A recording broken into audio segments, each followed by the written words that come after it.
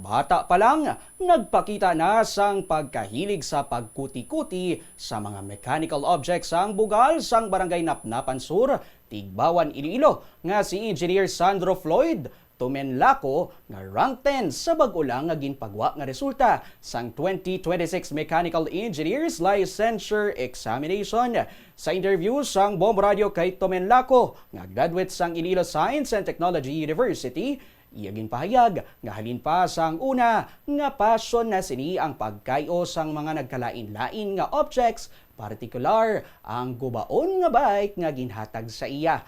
Humalin sadto nangin maathag na para sa iya ang banas nga usuyon kag kurso nga kuhaon sa kolehiyo nga amo ang mechanical engineering. Sang yara sa kolehiyo, ginhatag gid sini ang atensyon sa pagtuon kag ginseryoso gid sini ang iya kurso. Gani nga natapos niya ini, tubtob nga nagkuha siya sang board exam.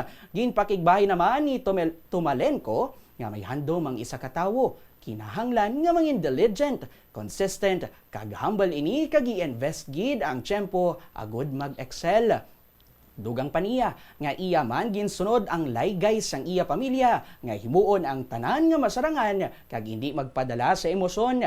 Nagpahanondom man ini sa iban nga hindi maguntat sa pagandom kag atubangon ang mga pagtilaw nga dala sini apang hindi magkalipat nga magsalig sa kagalingon kag sa Dios.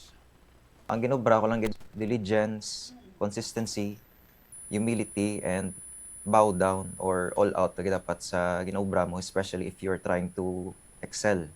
So mo gitong para na ginobra ko nga na-achieve ko gud kun din akong tulad man kun din ako. Ang kung sa may preparation naman sa may exam, syempre gina-increase ko man kahit papaano kay syempre exam ni dako ni nga exam, so kinahanglan ko man ma-pressure and kinahanglan ko man magpagawa kang work, mag-invest man kang energy. So yes, medyo ginapasaka ko man sa interval.